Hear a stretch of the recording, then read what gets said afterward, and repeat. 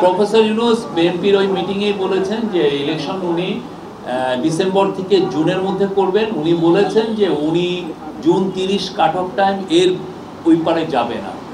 উনি এক কথার মানুষ, উনি যেটা বলেন সেই কথাটা উনি রাখেন। তিনটা পার্টিকে বলেছেন যে ইলেকশন ডিসেম্বর থেকে জুনের মধ্যে হবে। তো জামাত তার এই টাইমলাইনকে সমর্থন জানিয়েছেন এবং বলেছেন যে এটা তাদের সমর্থন আছে।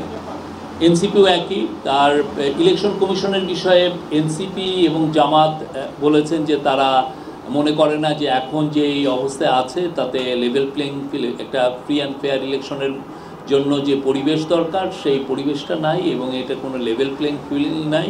তারা জোর দিয়েছেন যাতে এই ইলেকশন কমিশনের সংস্কারের মাধ্যমে এটা লেভেল প্লেইং ফিল্ড এনশিওর করা হয়।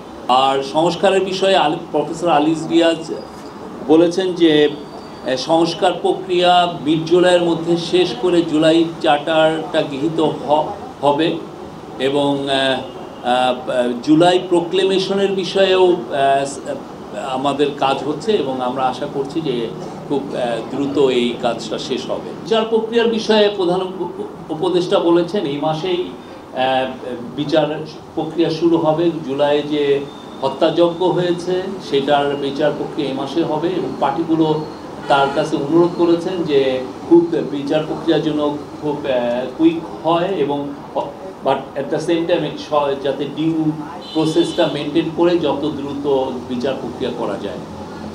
প্রফেসর ইউনূস তাদেরকে বলেছেন যে উনি এখানে সর্বোচ্চ এমফাসিস দিচ্ছেন যাতে এই বিচার প্রক্রিয়াটা দ্রুত এবং সমস্ত ডিউ প্রসেস মেনটেন করেই হয়।